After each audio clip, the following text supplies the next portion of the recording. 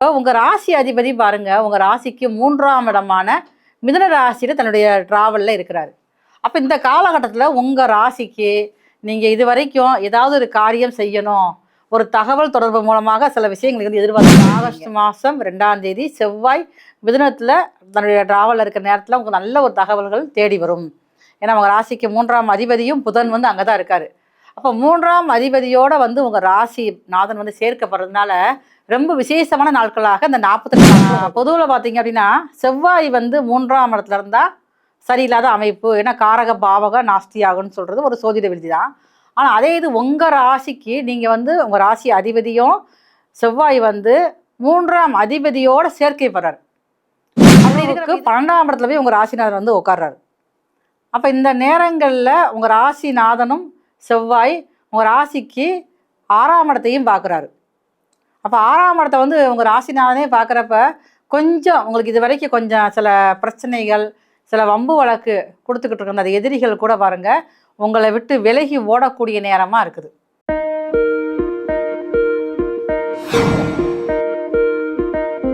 இந்த பதிவை பார்த்துட்டு மறக்காம லைக் அண்ட் ஷேர் பண்ணி சப்ஸ்கிரைப் பண்ணுங்க. ஆர்த்தி விலாக் நேயர்கள் அனைவருக்கும் அன்பார்ந்த வணக்கம். இன்றைக்கு இந்த பதிவு உங்க கண்ணில் படுது அப்படின்னா நிச்சயமா இந்த ஆகஸ்ட் மாதத்திற்கான வெற்றி வாய்ப்பு உங்களை தேடி வந்திருக்கு, உங்க வாசலை வந்து தட்டி இருக்கு அப்படின்னு தான் நான் சொல்ல முடியும். ஏன்னா இன்றைக்கு நம்ம சந்திக்க இருக்கக்கூடிய நபர் நமக்கான இந்த செவ்வாய் பெயர்ச்சி ஆகஸ்ட் மாதத்துல எப்படி அமைய போகுது அப்படின்றத தெளிவா சொல்ல இருக்காங்க.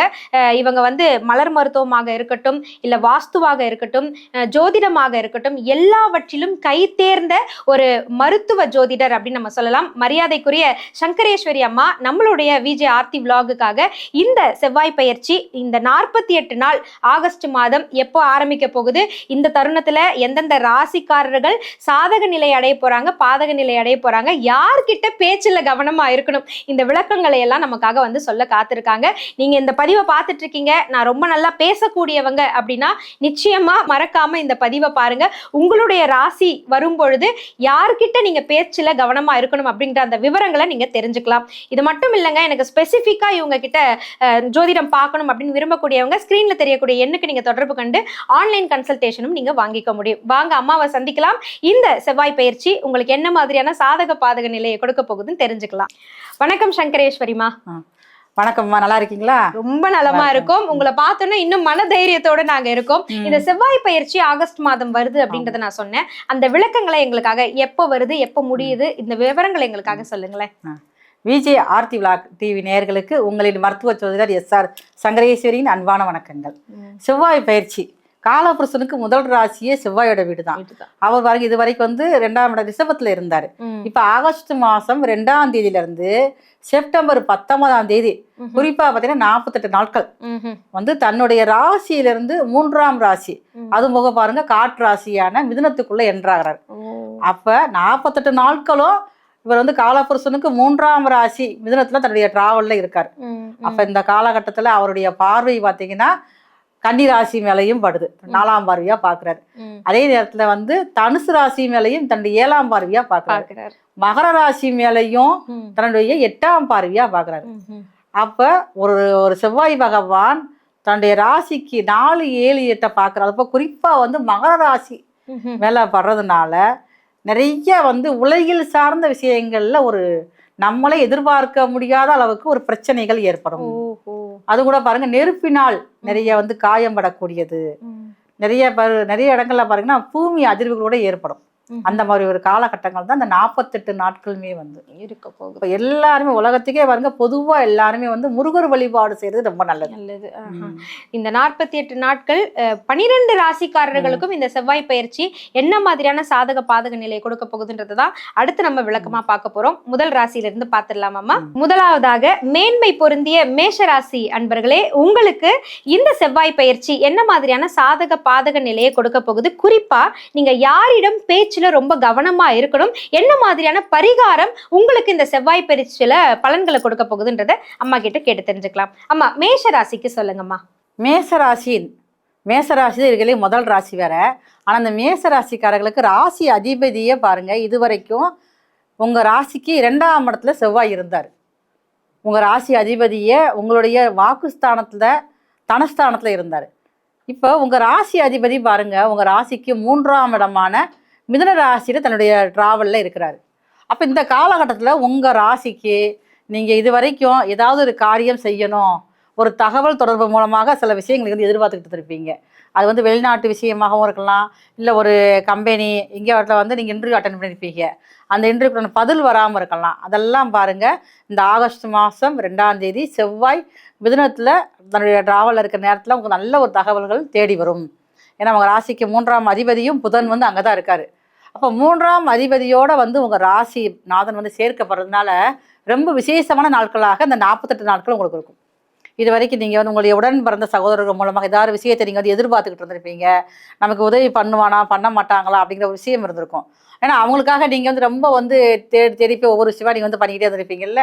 அப்போ இப்போ அந்த காலகட்டங்களில் அவங்களால உங்களுக்கு ஒரு உதவி வந்து செய்கிறதுக்கு அவங்களுக்கும் மனசு வந்திருக்கும்.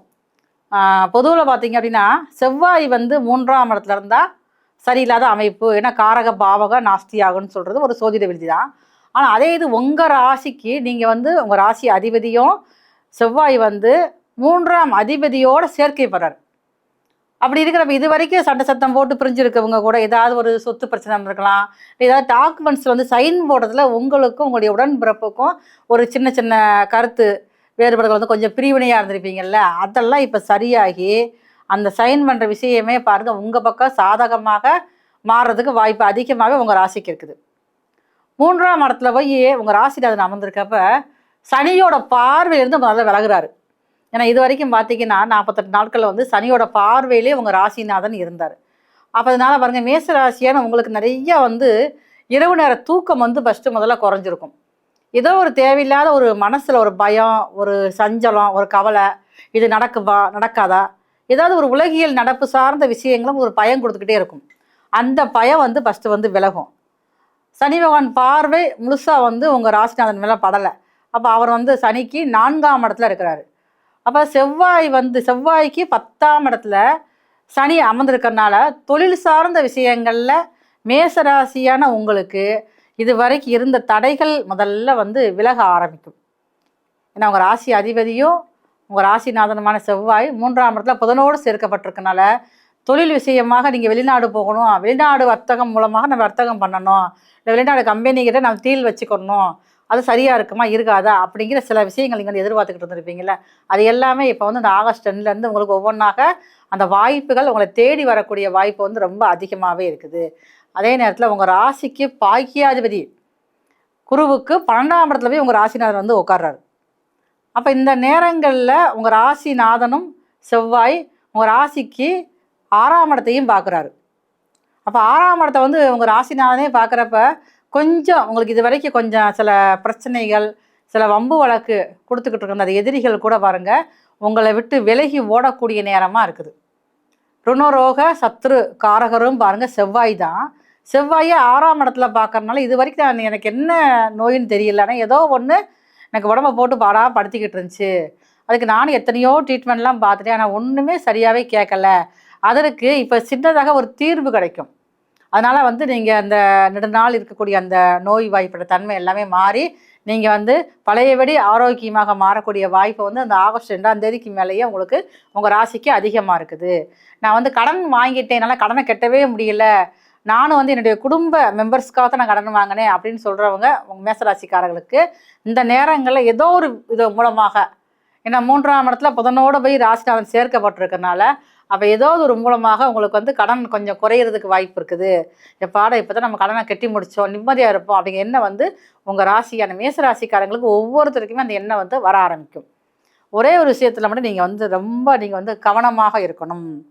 ஏன்னா உங்கள் ராசிக்கு 2ஆம் அதிபதியும் 7ஆம் அதிபதியான சுக்கிர பகவான் உங்கள் ராசிக்கு 5ஆம் இடத்துல இப்போதைக்கு இருக்கார். 5ஆம் இடத்துல கூடிய சுக்கிர பகவான் வந்து 6ஆம் இடத்துக்கு போகிறார். அதே இந்த ஆகஸ்ட் மாதம் நடக்குது. அப்போ செவ்வாயுடைய பார்வை வந்து சுக்கிரன் மேலே படுறதுனால உங்களுக்கும் உங்களுடைய வாழ்க்கை துணைக்கும் இடையில நிறைய வந்து கருத்து வேறுபாடுகள் ஏற்படும். ஏன்னா சுக்கிரன் வந்து பவர் அங்கே கம்மியாகி நீசமாக போகிறாரு. அப்போ ஒரு சில எதிர்பார்ப்புகளை உங்களால் வந்து பூர்த்தி பண்ண முடியாமல் போயிடும். அப்போ இதனால் ஒரே ஒரு விஷயம், நீங்கள் யார்கிட்ட வாயை திறக்கக்கூடாது அப்படின்னா உங்களுடைய வாழ்க்கை துணையிட்ட மட்டும்தான் ரொம்ப நீங்கள் வந்து எச்சரிக்கையாக இருக்கணும். பொறுமையாகவும் நிதானமாகவும் இருந்தால் மட்டும்தான் இந்த செவ்வாய் பயிற்சி காலங்களில் உங்களுக்கு நீங்கள் வந்து சொல்லக்கூடிய வார்த்தையால் வரக்கூடிய பிரச்சனையிலேருந்து முதல்ல தப்பிக்க முடியும். அதே நேரத்தில் குடும்பம் அப்படிங்கிற விஷயமும் கொண்ட உடையாமல் உங்களால் வந்து காப்பாற்ற முடியும். இந்த காலகட்டங்களில் உங்களால் முடிஞ்ச அளவுக்கு உங்கள் ஊரில் இருக்கக்கூடிய அன்னை மகாலட்சுமியை வழிபாடு செஞ்சு வர வேண்டும். அது கூட வெள்ளிக்கிழமை மாலை ஒரு 6 மணிக்கு மேலே போய் உங்களுக்கு வந்து மல்லிகைப்பூ வாங்கி கொடுத்து நல்ல மனதார உட்காந்து பெருமாள் கோவில் வீட்டில் இருக்கும் ஆலயத்தில் உள்ள அம்பாளுக்கு நீங்கள் தரிசனமிட்டு வந்தீங்கன்னா இந்த உங்களுடைய வாழ்க்கை துணையால் அந்த சொல்கிற வார்த்தைகள் மூலமாக வரக்கூடிய பிரச்சனை நீங்கள் தப்பிக்க முடியும். எந்த ஒரு ஆபத்தும் இல்லாமல் செவ்வாய் பயிற்சி காலங்கள் முழுவதுமே உங்களால் வந்து நிம்மதியாகவும் சந்தோஷமாகவும் இருக்க முடியும். மிக அழகான விளக்கங்களை உங்களுக்காக வந்து எடுத்து சொல்லியிருக்காங்க. ஸோ மேஷராசி அன்பர்களே, நிச்சயமா உங்களுடைய இந்த பரிகார நிலைகள் வழிபாடு முறைகளை பின்பற்றி பாருங்க. உங்க வாழ்க்கை மென்மேலும் மேன்மை அடைய எங்களுடைய மனம் நிறைந்த வாழ்த்துக்கள்.